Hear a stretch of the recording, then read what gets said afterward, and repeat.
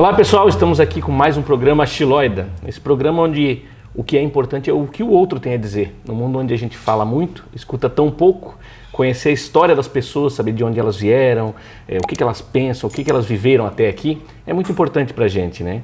E meu entrevistado de hoje, eu tenho certeza que já tomou café com muita gente assistindo a gente, já tomou café da manhã, acompanhou no carro, indo pro trabalho. Meu entrevistado é o jornalista Osni Martins. Vascaíno como eu. Opa! Que prazer te receber aqui, Osni. Prazer é meu, cara. Prazer é todo meu. Muito prazer mesmo, porque depois que você se aposenta, né, que você sai do mercado, não que você seja esquecido, né, não posso dizer isso, seria injustiça, mas você não tem mais tanta oportunidade de falar, de expor, de contar a sua vida. Aí que você tem necessidade, porque você fechou um ciclo, né? Então oportunidades como essa, eu que tenho que agradecer. É muito, muito legal, é muito oportuno para mim falar um pouco dessa minha trajetória.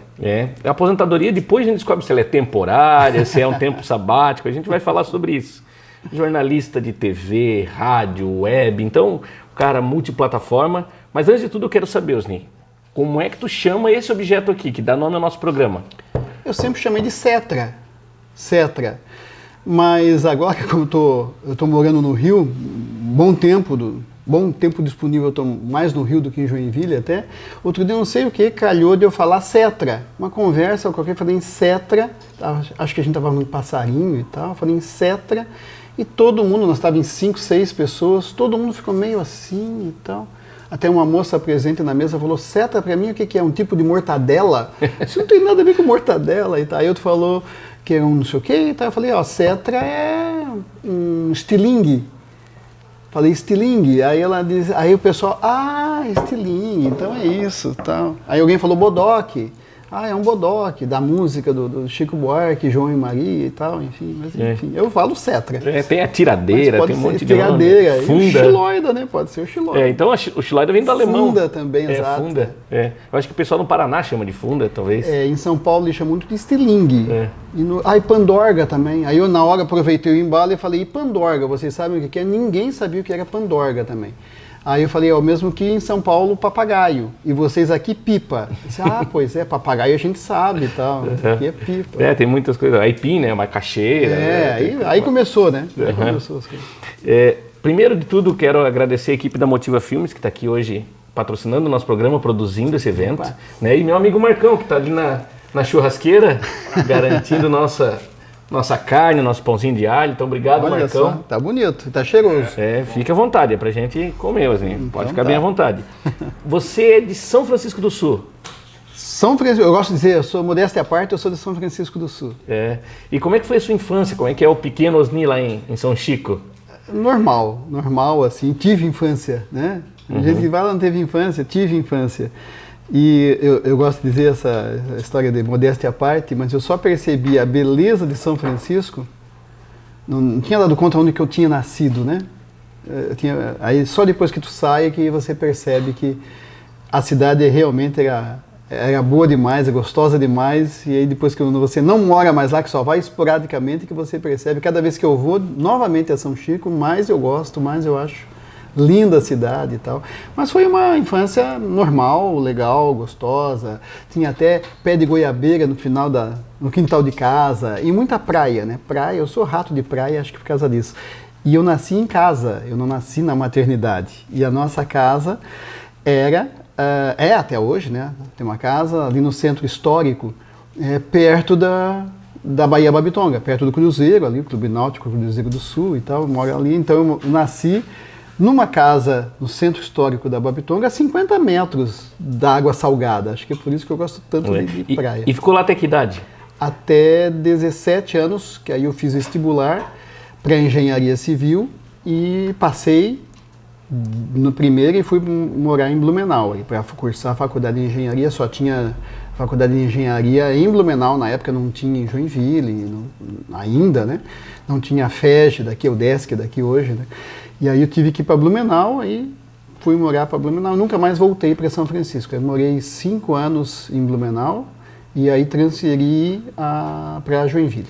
Por causa da faculdade do trabalho. Aí já tinha a faculdade de engenharia em Joinville e aí eu vim acabar o curso aqui em Joinville na UDESC. Só que aí já tinha estava começando a engenharia aqui e aí não tinha as matérias que estavam no primeiro ano, eu já tinha todas. Aí eu tive que praticamente parar um ano. Aí engrenar a partir do segundo ano da faculdade aqui. Mas eu, na verdade, nunca acabei. Eu não sou engenheiro. Que engenharia que era? Engenharia civil. Civil. Eu tenho o quê? 75%, 80% do curso. E você falou que está morando no Rio de Janeiro, né? Eu te sigo nas redes sociais, às vezes Balneário Camboriú, às vezes Rio de Janeiro, dá uma inveja danada quando a gente está trabalhando. É a prova do mar, viu? Eu sou rato de praia. Pois então tem que ser perto da praia, Rio, Balneário Camboriú. E Joinville não é mar, mas está pertinho, né? Está do lado. Então. O que te levou para o Rio, Osninha? Eu sempre gostei muito de praia, de futebol, de carnaval. E daquilo que eu olhava para São Paulo, né, hoje em dia não é o caso, mas cinema eu sempre gostei muito de filme, e as estreias, né, estreava em São Paulo, a gente sabia que ia levar um mês para estrear aqui em Joinville, quando eu morava aqui e só tinha essa oportunidade. Então eu ia sempre para São Paulo, mas aí São Paulo não tinha o futebol, quer dizer, tem futebol, mas não tem o meu Vasco. Tem carnaval? Até tem, mas nem se compara ao carnaval do Rio, né? E não tem praia. Então aí comecei, mas o Rio tem futebol, tem Vasco, tem carnaval, o melhor carnaval, tem praia e do lado da praia tem cultura, tem cinema, tem teatro. Então o Rio é a minha cara. E quanto mais eu ia para o Rio, quanto mais eu vinha os carnavais, eu desfilava no Rio, já desfilei 21 carnavais, 21 desfiles. Aí eu disse, o Rio é o meu destino, né? E aí agora na escolha, eu disse, não, é o Rio, vamos para o Rio. E aí voltando no tempo, um quase engenheiro, né? Vira jornalista. Como é que foi essa mudança de carreira? Como é que começou, assim? Foi em Blumenau ainda, a FURB, eu não sei hoje em dia, mas eu acho que até hoje é assim, é uma faculdade cara. E eu sou de família humilde, para sair de São Francisco do Sul e estudar em Blumenau, aí tinha que pagar pensão, eu morava numa pensão, tinha que pagar coisa que não se paga mais hoje em dia, né, que são os livros. Né? Mas naquele tempo tinha muito livro, caro, né? Muito material escolar, não tinha uniforme na FURB, mas tinha algumas coisas que precisavam ser compradas, como uniforme para aula de química. Engenharia civil tinha aula de química, e aí você tinha que ter jaleco, tinha que ter... Enfim, um monte de coisa que encarecia ainda mais, além da mensalidade propriamente dita da FURB. Então, o primeiro semestre, né, meus pais conseguiram bancar, mas a partir do segundo a coisa ficou muito difícil. Eu não tinha conseguido o crédito educativo na época, né, o antigo crédito educativo. E aí no segundo ano, aí o segundo semestre foi dificílimo financeiramente. Aí no segundo ano, ante a possibilidade de novamente você não conseguir o crédito educativo, eu tinha que arrumar algum emprego, algum bico para poder me manter. O fato é que a partir do segundo ano eu consegui o crédito educativo e consegui um emprego. Qual foi o emprego? Repórter da TV Coligadas, em Blumenau. Tinha uma vaga lá e os meus amigos mesmo falaram, vai ser repórter lá na TV, tu trabalha só um turno, né? Aí tu pode jogar tuas matérias nas tuas cadeiras que tu pegar na faculdade só para tarde e noite, que tinha algumas opções, e deixava de manhã. Mas já era comunicativo? Não, mas eu só marcava as reuniões de equipe, por exemplo, para depois do telejornal da televisão à noite. Eu queria ver o telejornal porque não dava tempo de ler jornal e era a opção, eu queria estar sempre bem informado. E eles notavam isso, então, é você que está sempre ligado em jornalismo, vai lá ser repórter e tal. E eu fui, mas eu fui meio na gozação fazer o teste na TV Coligadas. Fui com o cinegrafista Rochinha, que está lá até hoje ainda, eu acho. É um patrimônio da RBS, agora é NSC, né? E aí eu fiz o teste, tremia todo o teste, até lembro, em frente ao Teatro Carlos Gomes, em Blumenau, falando sobre o projeto Pixinguinha, que era um projeto às 6 da tarde, preços módicos para a população, saída do trabalho e ir lá ver o show antes de ir para casa. E dava muito certo. E eu fiz esse flash anunciando o projeto Pixinguinha e tal, tremendo da cabeça aos pés. Quando acabou, o cinegrafista falou assim, vamos para a TV. Eu disse, não, mas ele disse que eu estava liberado, que amanhã eu vou fazer um segundo teste e tal. Eu acho que não vai fazer. Eu disse, mas por quê? Foi tão ruim assim? Ele disse, não, foi muito bom. Perto do pessoal que estava vindo e tal, foi muito bom. Sei que foi isso que aconteceu. Eu fui lá para a TV, aí ele falou, começa amanhã, só traz os teus documentos, Aí disse que documentos, carteira de trabalho e CPF. Eu não tinha carteira de trabalho e não tinha CPF, só tinha carteira de identidade. Eu disse, você nunca trabalhou? Eu disse, não, nunca trabalhei na vida. Aí fui fazer... Primeiro emprego já? Primeiro emprego em carteira assinada. Foi legal. Repórter. Aí não pagou mais. Resumo da ópera, a coisa começou a ganhar espaço e eu empolgado, ganhavam, né? Se hoje o salário de um repórter de TV e de rádio é muito ruim, na época era ruim ao dobro porque não tinha piso salarial para repórter, o sindicato era muito mais desatento a isso e tal, era muito mais complicado. Mas era o primeiro salário que eu ganhava e tal, então estava numa fase boa, né, e empolgada, né, porque aí eu fui descobrindo, uma fase empolgante, assim. Fui descobrindo e tal, e aí veio a minha paixão, que era jornal, era escrever. Aí logo eu fui sair da televisão para ganhar mais trabalhando no Jornal de Santa Catarina. Ainda em Blumenau. Que não era do mesmo grupo da TV como é hoje, né? Hoje é tudo NSC. Na época não era um jornal independente da televisão, mas aí eu recebi uma proposta, porque o Danilo Gomes apresentava o Jornal do Almoço na TV Coligadas e trabalhava no Jornal de Santa Catarina, na redação, era o chefe de redação, e me convidou para ir trabalhar lá. Ele queria que eu unisse os dois, né? Só que aí não tinha tempo para trabalhar nos dois, eu tinha que optar. E aí eu optei pelo jornal para ganhar o dobro e fazer uma coisa que aí eu dominava, que era escrita. A escrita eu dominava e ali eu me senti em casa. E aí logo em seguida veio a grande enchente em Blumenau, aquela enchente devastadora de 1983. E aí no final daquele ano eu ganhei o prêmio da APIB, Associação dos Profissionais de Imprensa de Blumenau, como melhor reportagem publicada em Santa Catarina. E aí não parei mais, aí veio proposta, fui ganhando espaço e tal. Essa grande enchente foi que gerou o Oktoberfest, né? Que gerou o Oktoberfest em 1984. Eu era da comissão organizadora da primeira Oktoberfest. Nossa, gosta de festa também, né? Então... Em outubro de 84. Osni, fica à vontade, tá? Tem carne, linguicinha, bem à vontade. Está em casa, por favor. Osni, eu acompanhei por muito tempo o seu programa, o Breakfast principalmente, né? E sempre ouvi falar sobre muitas coisas. As pessoas muitas vezes enxergam o Osni como um comentarista político, alguém que fala só sobre política, mas você tinha uma facilidade muito grande de começar falando sobre a tubulação que o prefeito não entregou, daqui a pouco tu já ia falar do resumo da novela, ia falar do futebol, e isso me encantava muito, porque eu gosto de falar, gosto de me comunicar e tal, e eu achava isso muito legal, porque você falava com a mesma qualidade sobre todos os assuntos, parecia que sempre estava preparado. Gostava também quando tu cantava junto com a vinheta da música, né? Festival de dança eu cantava. Do festival de dança, não tinha vergonha, né? Cantava junto porque gosta de cantar e tal. E eu achava muito legal, muito espirituoso isso. Por que você conseguia englobar tantos assuntos assim com facilidade, Osni? Primeiro, necessidade. Necessidade porque a minha ideia não era fazer um jornalismo sisudo, sério, que isso já tinha em outras rádios. Na época não eram rádios locais que faziam isso, eram rádios nacionais, mas tinha. E aí eu sabia que eu queria fazer uma espécie de... Eu usava como exemplo o Fantástico. Fantástico na época era bom. O show da vida.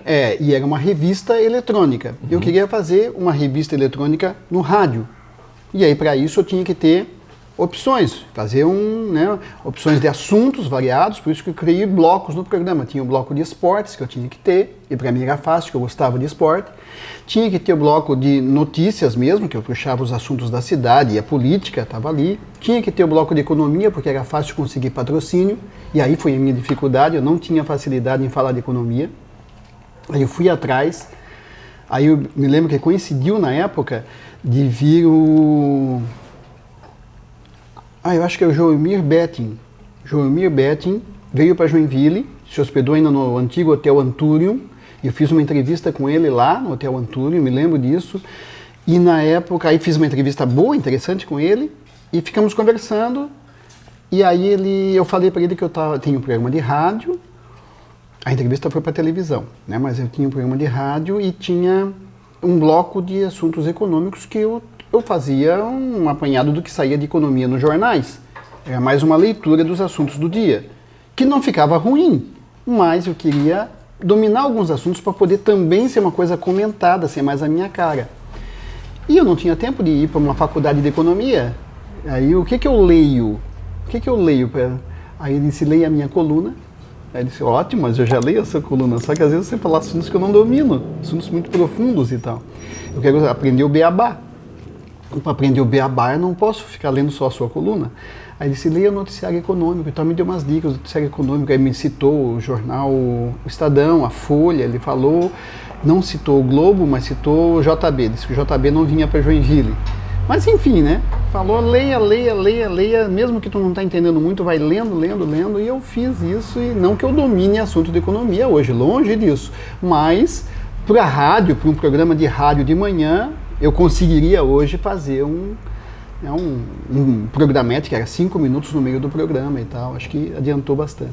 Não aprofundava tanto no assunto, então. E tinha que ter a parte, quando o programa era em rede, a AM/FM, e a última hora, das 7 às 8, aliás, das 8 às 9, era só na AM. Uhum. Então eu já tinha feito a parte séria do programa, de economia, política, esportes e tal, na parte em que estava em rede, a AM/FM. Mas na parte da AM, no finalzinho, tinha que ser uma coisa bem popular. O que vai ser bem popular? Polícia, eu não consigo falar de polícia. Até hoje, assim, eu nunca consegui fazer o noticiário policial dando essa minha cara. Não, o noticiário policial, a leitura era recortava e cola do jornal. Uhum. Né? Pegava notícias do dia, pegava notícia, que era assunto de polícia, eu falava. Então era a cobertura. Não, nunca nem quis, que não é um assunto que eu gosto. Então, mas aí, como não ia falar de polícia nessa última hora, aí falar do quê? Aí me ocorreu, o que o povo quer saber? Quer saber de novela, né? Resumo da novela. Aí eu falava mais de esportes, que o povo quer saber disso, principalmente quando o Jack estava bem, então era mais esporte ainda e novela. Uhum. Aí eu dava o resumo das novelas aí da Globo, né? Que, sim. Aí uma vez, agora bem mais recente, bem mais há pouco tempo, como eu trabalhava na RIC, na época, o Silvano, que é o diretor da RIC, me pegou no pé porque eu não falava da novela Os 10 Mandamentos, que conseguia superar a Globo até. Tem que falar, trabalha na casa e não fala da novela da casa e tal. Aí eu comecei, aí vi que como era importante o quadro novela tinha ficado. Sim. Aí eu falava só da novela das 9 da Globo e novela só das 2 e tal. Aquelas de maior audiência e tal, não falava mais das 6, das 7, eu não falava mais. Osni, e como eu falei, você é um cara multiplataforma, TV, rádio, internet, e pela impressão que eu tenho, e jornal também, escrita também, você teve bastante coisa escrita, mas entre todas as plataformas eu percebo que o seu amor é o rádio, né? E todo mundo que trabalha com rádio em outras plataformas também gosta muito do rádio, porque o rádio é mágico. Né? Quando a gente fala, a gente já deve ter ouvido falar que o rádio é uma cachaça, né? Uhum. E é uma cachaça, é uma coisa... Não tem explicação. O rádio é mágico. Muita gente pensa que a televisão pela popularidade, né? Realmente, a televisão é um canhão, né? A popularidade da televisão é inquestionável. Mas num primeiro momento na minha carreira profissional foi o jornal. Tanto é que eu já saí da televisão, que eu tinha que escolher, e fui para o jornal, não só porque ganhava mais, mas porque eu dominava mais.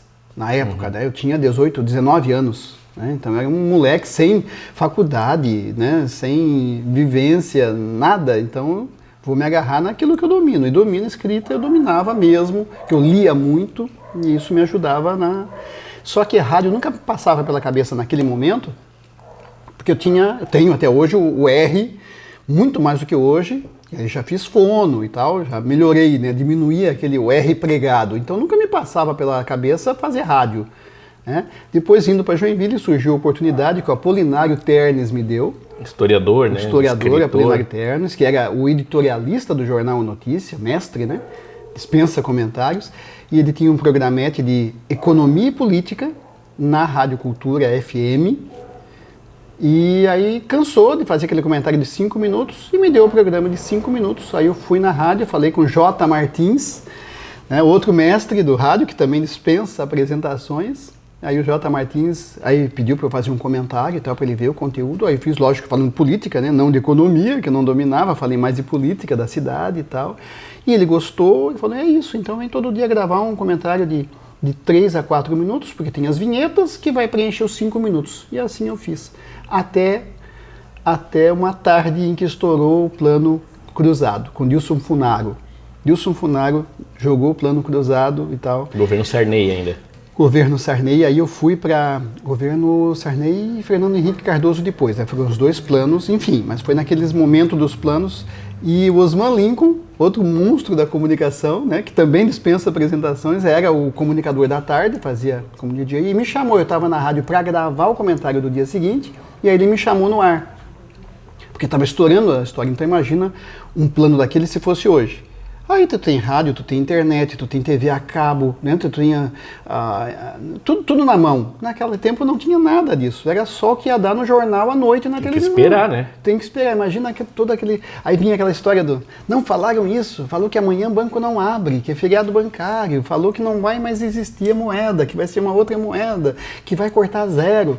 Então era tudo uma fofocada só e tal, e para minha sorte eu tinha amigos na Folha de São Paulo, em São Paulo, e tinha uma coisa chamada telefone. Aí o telefone já existia.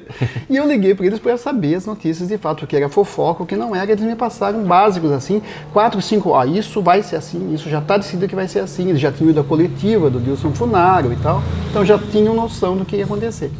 E eu passei, aí o Osman Lincoln me chamou, perguntava as coisas e eu falava que depois o povo ia confirmar. E foi um sucesso estrondoso, aquele bate-papo jornalístico no meio de uma programação musical na Rádio Cultura.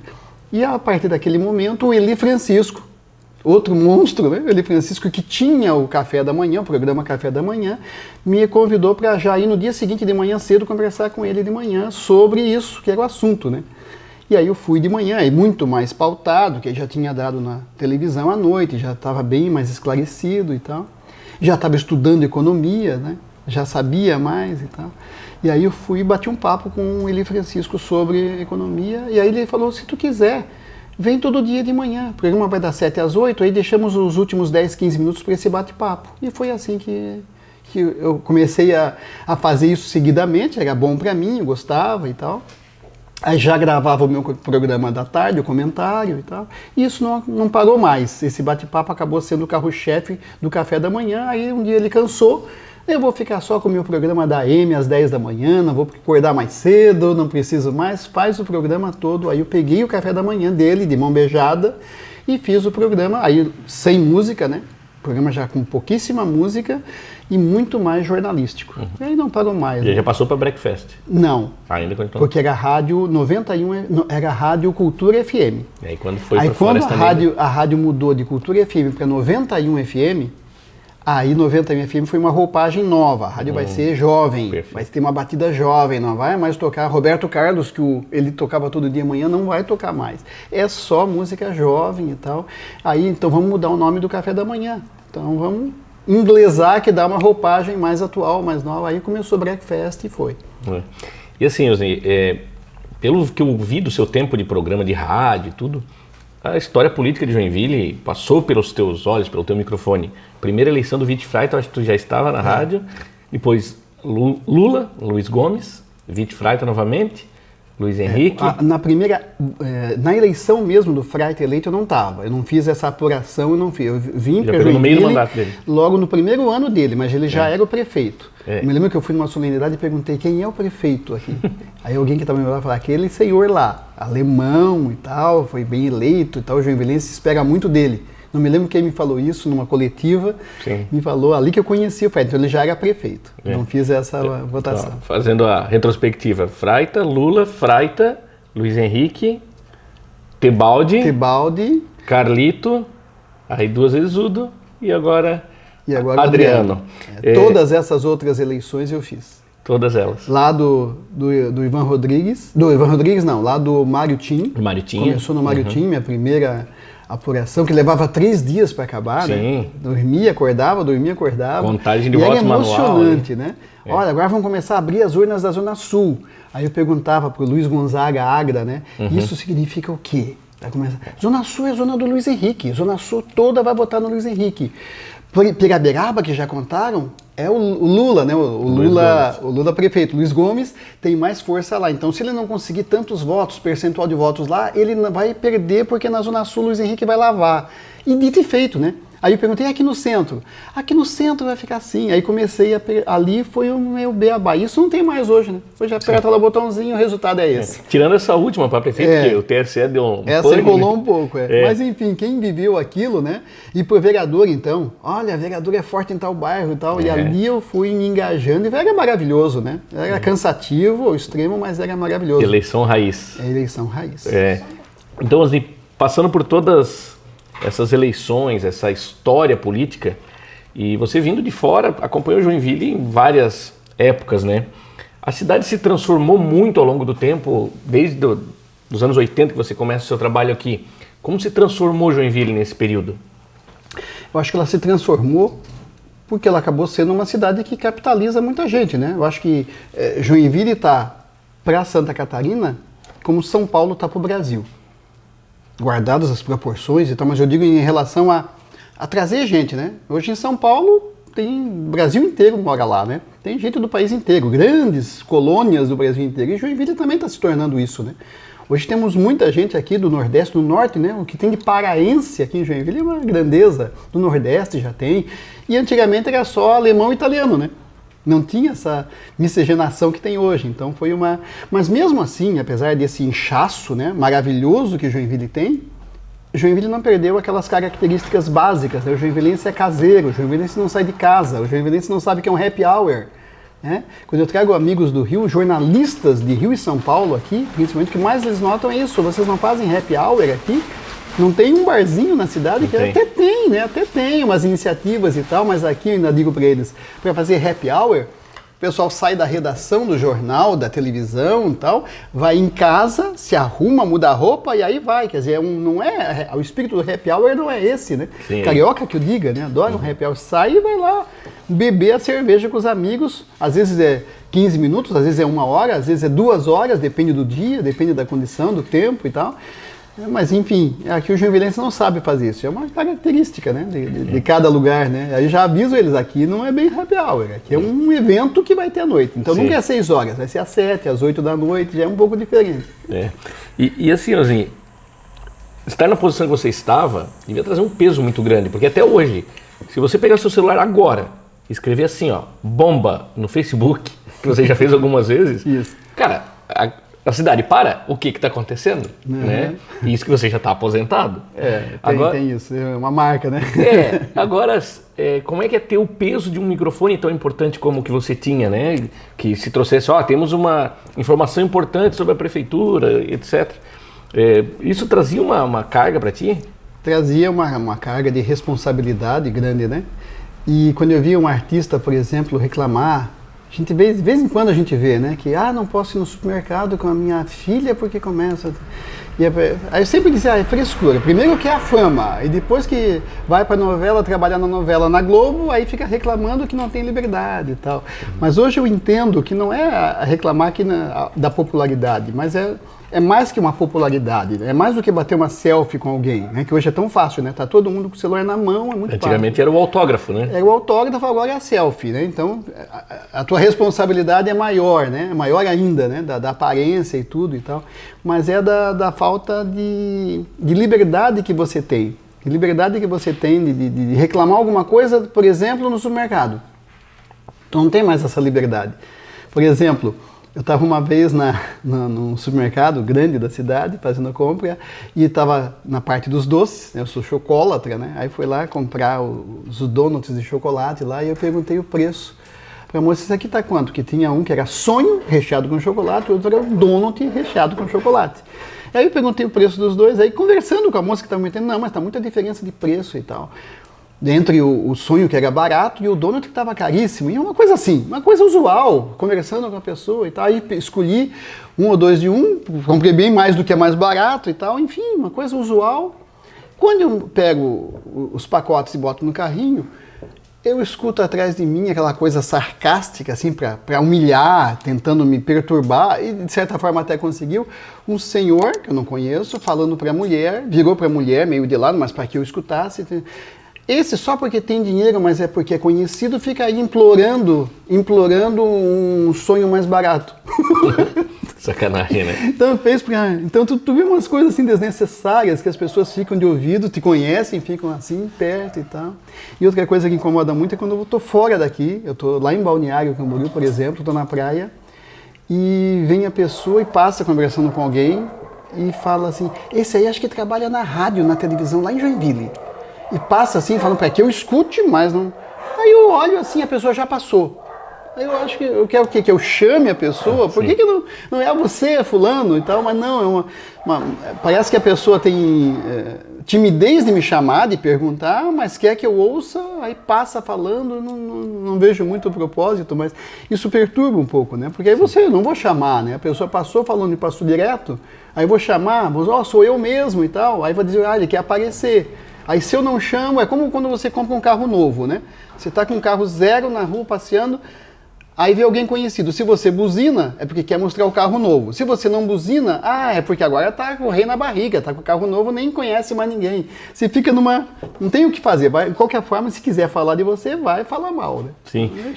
E nós estamos num mundo, assim como eu abri o programa dizendo, onde as pessoas falam muito, né? E escutam muito pouco. Mas você é uma pessoa que, por ser um jornalista, uma pessoa de opinião, sempre tentou ser imparcial. Eu sempre percebi uma imparcialidade nos seus comentários, na tentativa de se comunicar. E hoje o pessoal diz, é imparcial, está em cima do muro. Ou se posiciona, não, porque defende um lado, defende o outro. Então até a liberdade de opinião o jornalista não tem, né? Não tem. Quando você começou a falar, eu pensei que você fosse direcionar para aquela história. Agora que você não está mais no ar, você está bem posicionado na questão nacional. Eu estou mesmo. Na questão nacional, estou bem posicionado, né? Sou bolsonarista. Não que eu goste do presidente, mas na questão de voto, vai para Bolsonaro. Assumo isso nas redes sociais, está lá claramente essa posição e tal. Mas é aquela história. Você tem, ao longo da minha carreira, você tinha que ser... tinha que ter um lado, né? Como comentarista e tudo, tu tem que ter um lado. Naturalmente, nas coisas da cidade, você tinha que se posicionar. E eu sempre soube me posicionar.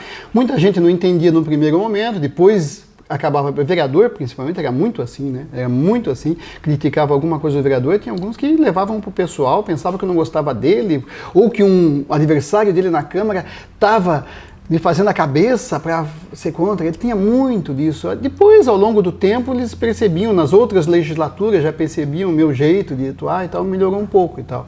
Mas hoje eu vejo todo mundo muito radical, não só nessa questão nacional, como nos assuntos locais, regionais também. Eu acho que está tudo muito assim, a sociedade está muito assim, porque as redes sociais levam a isso também, né?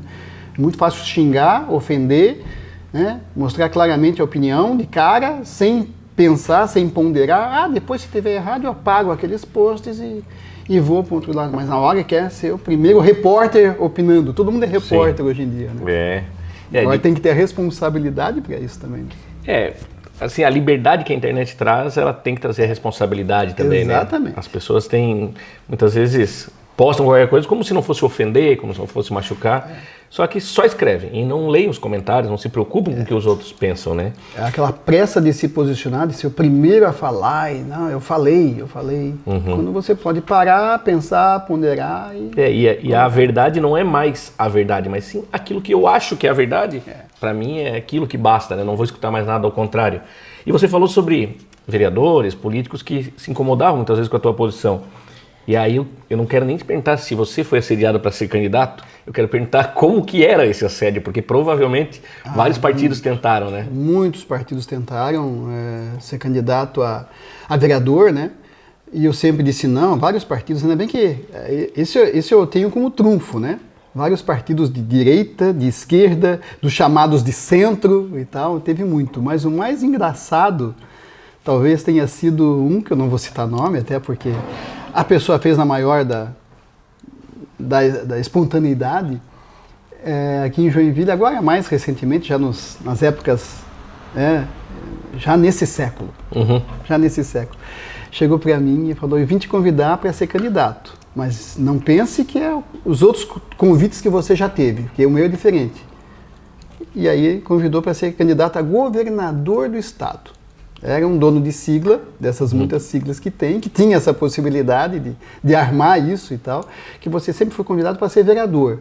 E você nunca aceitou, que eu já sei que você foi convidado a ser vereador e a vice-prefeito. Eu disse, está bem informado. Eu já fui convidado a ser vereador várias vezes e a vice-prefeito uma vez. Então, mas agora é candidato a governador. E tal, e tal, e tal, e tal. Eu disse, olha, eu estou evoluindo, daqui a pouco vem um candidato a presidente, aí eu aceito. Não, mas eu nunca tive essa vontade de ser candidato, de ser um político. Nunca quis ser a vidraça, eu queria ser a pedra. A pedra é melhor. Usa estiloide. Estiloide. Mas assim, de qualquer forma, você acredita que a política é um meio de mudar a sociedade? Tem possibilidade de construir um país, uma cidade, um estado melhor através da política? Porque ao longo do tempo as pessoas se desenganaram muito por tudo que a gente viu, pela forma que as coisas aconteceram.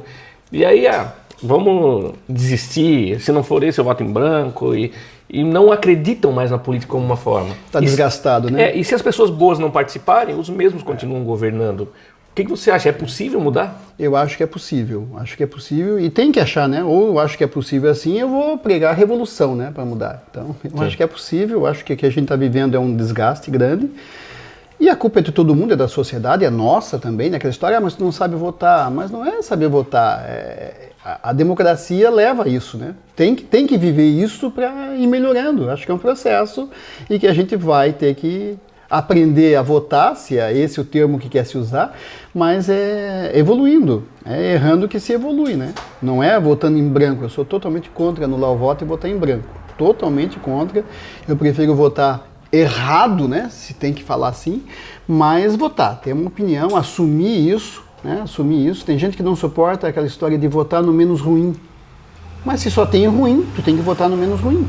Eu prefiro votar no menos ruim, é um termo que as pessoas repudiam, do que votar em branco ou nulo. E Osni, já que você gosta da opinião, como tem visto Joinville agora na administração Adriano, a Regiane Vice, que foi sua colega de profissão, né, jornalista também, passou pela mesma RBS, Jornal do Almoço, que você passou. Sim, apresentamos o Jornal do Almoço alguns meses. Apresentaram juntos? Juntos. Como que você tem visto esse primeiro ano do governo Adriano, agora já no comecinho do segundo? Sabe que eu vim para Joinville agora, eu estava no Rio, vim semana passada, na quinta-feira, e de quinta-feira até agora, né, já são aí 4, 5 dias, eu já fui questionado essa mesma pergunta por várias pessoas, até porque fui na rádio visitar os colegas e tal. E muita gente faz essa pergunta, e eu não estou fugindo da resposta, mas eu não tenho uma ideia formada como eu tinha quando eu estava no ar. E falava que errou nisso, errou naquilo, acertou nisso, acertou naquilo. Agora está mais difícil porque eu não estou acompanhando o dia a dia de Joinville. Então é naturalmente mais difícil. Então, se eu tivesse que dar uma nota, né, uma nota para o Adriano, eu daria 8 até a semana passada e agora eu daria 7. Ele perdeu um ponto com a história da denúncia. E eu não estou me posicionando contra a denúncia do vereador lá, não estou me posicionando porque não posso me posicionar. Sim. Mas só o fato de haver uma denúncia grave, para mim é muito grave a denúncia, e só o fato dele não se posicionar, de só passar a mão, né? Passar a mão no seu secretário e, né, deixar aquilo, não, depois vamos investigar, vamos ver e tal, eu acho que não é a melhor solução, né? Eu acho que diante de uma denúncia daquela, eu, no lugar dele, afastaria momentaneamente o secretário até se averiguar a questão. E depois recolocaria no lugar dele, se não fosse o caso. Nós estamos hoje, só para... Como a gente não sabe que data exatamente que esse vídeo vai ao ar, 22 de fevereiro, e a gente acabou de ter essa denúncia. Tá fresquinha ainda, né? Onde o secretário teve uma conversa gravada com o pessoal do Ipreville, e ele fala sobre venda de terreno e tal, então é um assunto bem discutido na cidade. E eu vi que você comentou sobre isso, né? Eu acho que é assunto sério. O que foi vazado, né, que motivou a denúncia, foi editado? Foi editado. Então já é um fato que pode inocentar o secretário. Foi editado? Foi. Então por que editaram? Não precisava editar. Bota a gravação toda. Se editaram é porque tinha alguma coisa que não queriam que soltasse. Então, mas isso não inocenta o secretário, porque a denúncia é grave. A denúncia é muito grave. Então, vamos deixar, então vamos ver como é que é e depois libera o secretário para continuar. Ele vai voltar mais forte do que dessa forma. Ele ficou lá porque o prefeito preferiu acreditar no seu secretário, mas está lá, está todo mundo questionando e tal. Se ele afastasse, e aí haveria o quê? Se ele afastasse no primeiro momento, haveria a averiguação dos fatos com mais rapidez, com mais urgência. E agora está nesse enrola. Sim. Osni, para a gente partir já para as perguntas finais daqui a pouquinho, mas assim, principalmente no nível nacional, você tem uma posição e cada pessoa tem uma... Por exemplo, se eu entro num carro hoje e a pessoa está escutando a Jovem Pan às 19 horas, eu já sei em quem que ela vota. Né? Se a pessoa está em casa assistindo Globo News, eu também já sei em quem que ela vota. Hoje a mídia ela está muito tendenciosa, ela não está apartidária ou assim, sem se posicionar. Existe uma forma de as pessoas se informarem, sem ser contaminadas por isso. Não, aqui é da esquerda, aqui é bolsonarista, aqui é contra todo mundo. O que você aconselha? Isso é exatamente como você falou. Tá ouvindo tal coisa, tá lendo tal coisa, não tá, enfim, tu vai saber. Falta o que falta nos Estados Unidos. Falta os veículos assumirem isso. Então por que que uma Globo não assume que é anti-Bolsonaro? Por que que a Jovem Pan não assume que é Bolsonaro? Muito fácil, vai dar credibilidade a eles. Você tem que ter uma posição. Nos Estados Unidos a gente sabe que os grandes veículos são democratas ou são republicanos. Eles afirmam isso. Não escondem o jogo, mas fazem o jornalismo, a princípio, né, bem ponderado. Então tu vai assistir um programa, tu já sabe que vai ter o viés a favor de quem tu sabe que eles são defensores. Mas isso não vai fazer com que eles façam a campanha, por exemplo, que uma Globo faz contra o presidente. Né, que é uma coisa vergonhosa, né, acho assintoso aquilo. Né? E, para desespero maior ainda, o jornalista em geral se calar, e perseguição até quem é da casa. Imagina hoje, eu sei vários, que são, né, Bolsonaro e estão trabalhando na Globo. Imagina o terror que não é, a censura que não é interna. Mas enfim, isso é ruim, né? Porque tem que ser democrático em todo o seu patamar. Para o cara que está querendo se posicionar, pelo menos ele vai ter bem claro um lado e outro. Né? E se tu me pedisse para indicar um veículo que fosse neutro na história e tal, hoje é difícil encontrar. Eu acho que o mais neutro de tudo ainda seria, quem sabe, a Gazeta do Povo de Curitiba. Que vem me surpreendendo até pela neutralidade que como consegue analisar o cenário atual. É um ano onde muita coisa vai acontecer, né? Eleições presidenciais, governo, tem muita água vai correr ainda.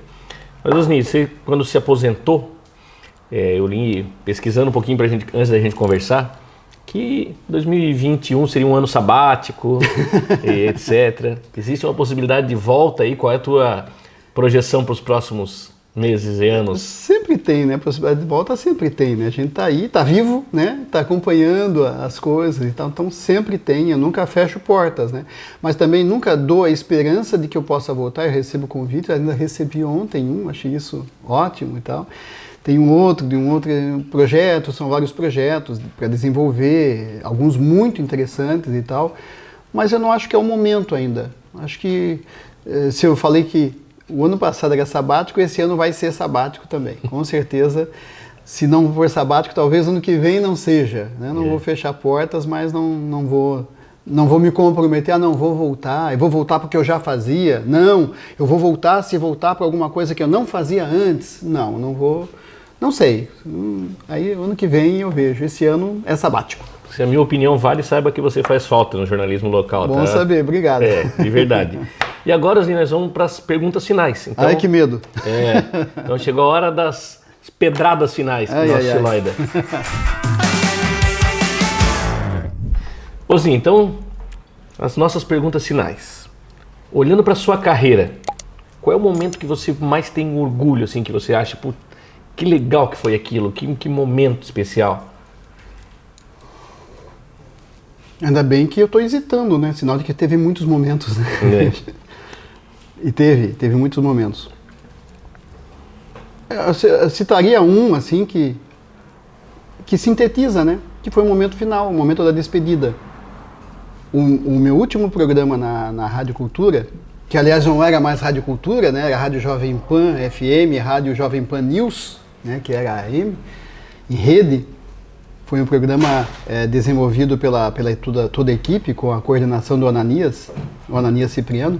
E foi um programa marcante, com depoimentos de gente que me ajudou muito na carreira, como o José Eli Francisco, que eu mencionei, professores, familiares, amigos, prefeito, enfim, muita gente colaborou, falou, né? Então foi uma coisa marcante. Nossa, eu chorei no ar, né?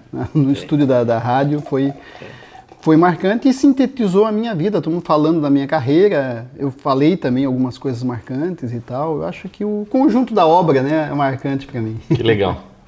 Agora, um grande furo, não sei se vale também, talvez o maior furo, foi quando eu falei no ar, numa época que não tinha nada do que tem hoje de aparato jornalístico, né? Era rádio, jornal e televisão. Né? O jornal Notícia de manhã era o rádio de manhã e o jornal que chegava na banca de manhã, a televisão, jornal à noite. Era isso que tínhamos.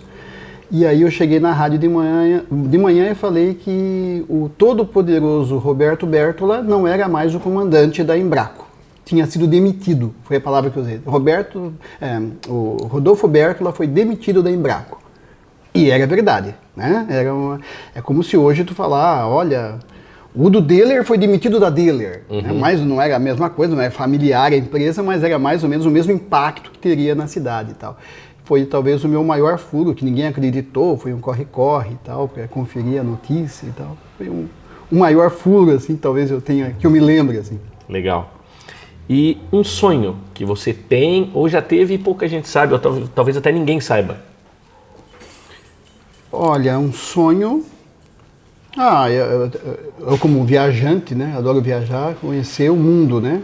Hoje eu conheço, outro dia me perguntaram quantos países eu conheço, eu não contei, mas é quase 100. Conheço 95 países, então quero conhecer mais. Agora, um sonho profissional, se é a tua pergunta... Qualquer um. Pelo lado profissional, uma coisa que ninguém sabe, trabalhar com cinema. Trabalhar com cinema, mas não como ator, né? Cinema como diretor. Diretor de cinema, acho que seria, talvez... Sonha para sonhar, né? Então... Sim. E deixa ele falar, quem patrocinava seu programa, a Olympia Tour, né?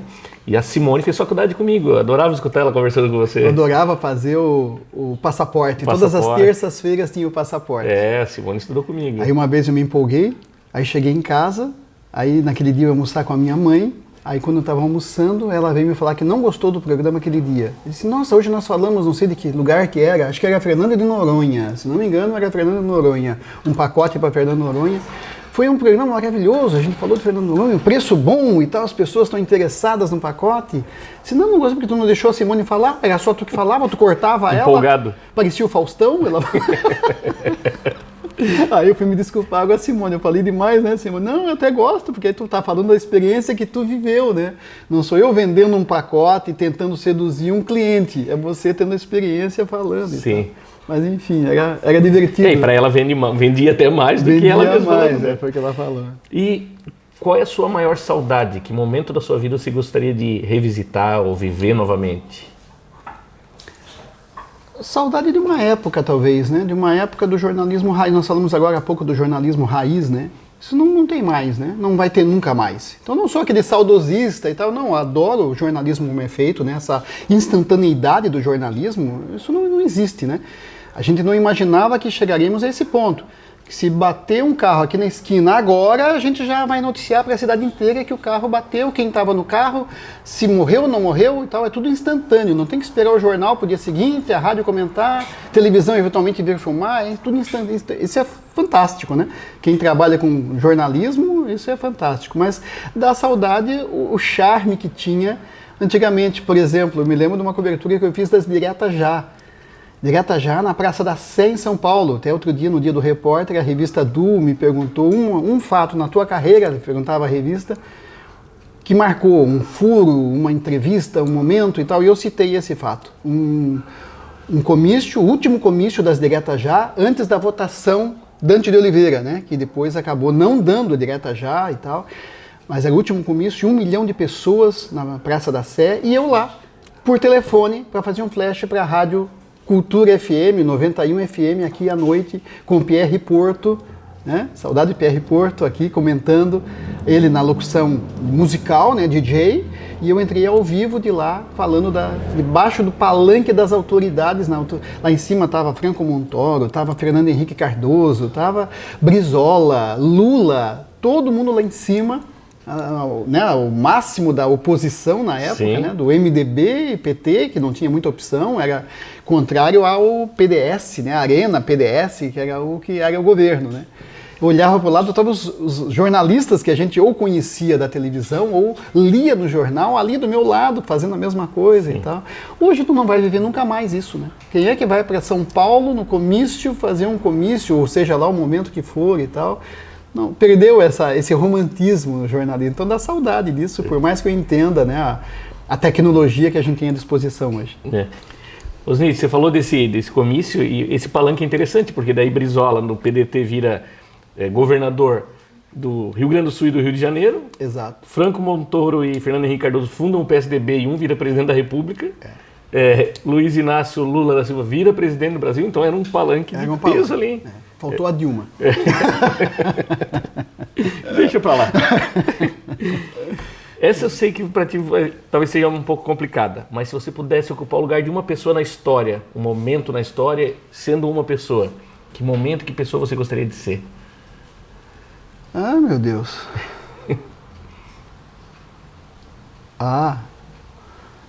Eu sendo esse alguém um dia, a gente pensa em alguém poderoso, né? Ser o Papa por um dia, ser o presidente dos Estados Unidos por um dia, ou ser um artista famoso fazendo um show por um dia, né?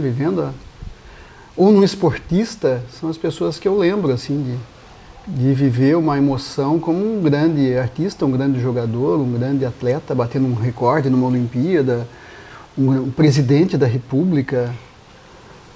Mas para responder assim...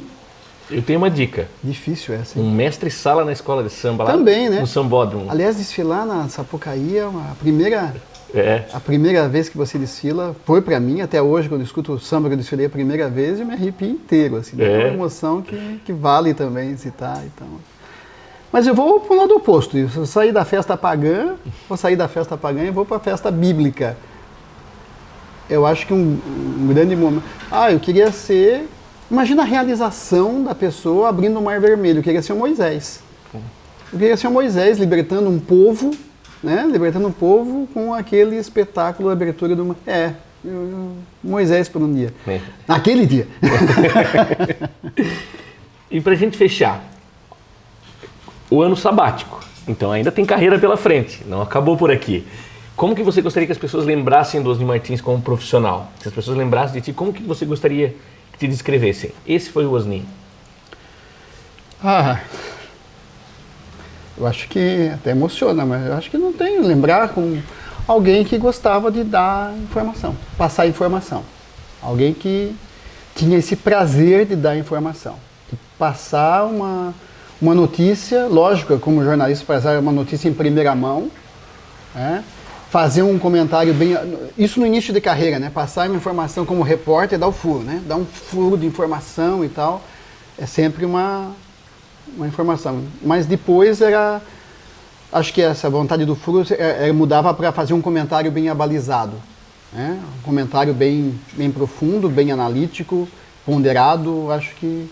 Então, queria ser lembrado como uma pessoa que tinha prazer em ser jornalista, prazer em ser repórter, prazer em passar informação, seja ela de esporte, de política, do que fosse. Saiba que eu tinha prazer de te ouvir falar, então se puder, volte. Que bom. Osni, muito obrigado pela nossa conversa. Obrigado cara. Muito bom falar da carreira, como eu te falei, né? Depois de aposentado, você não sai do jogo, mas você fica sempre no banco, né? E quando você vem dar uma entrevista, você vai para a marca do pênalti. Então é bom, até sentir esse nervosinho da entrevista é muito bom. Que legal. Obrigado. E para mim é uma honra eu poder te entrevistar, um jornalista conhecido, renomado na nossa cidade, no nosso estado. Eu estou começando ainda esse projeto. Eu estou adorando, não é para ser educado com você, para essa contra-resposta pelo que você falou, a meu respeito, agradeço, mas eu acho ótimo isso, eu acho que são as diferentes plataformas que a gente tem hoje, né? Tá aí uma plataforma fazendo um trabalho de podcast que parece muito interessante, né? Muito interessante, não porque está me entrevistando, mas pela ideia do programa. Por isso que quando você me pergunta, vai voltar fazendo o quê e tal, não sei se necessariamente o que eu já fazia, que gostava, né? Pode ser... Ou fazer um projeto novo, né? As plataformas estão aí, as opções hoje são múltiplas, ainda bem, né? Tá aqui uma ideia. Parabéns pela sua ideia. Então tá aqui uma ideia também, se precisar da gente, conta com a gente, tá bom? Tá bom. E eu quero agradecer então o patrocínio da Motiva Filmes, que está aqui produzindo com a gente, meu amigo Marcão. Mais uma vez, obrigado pela nossa comida, que está ótimo.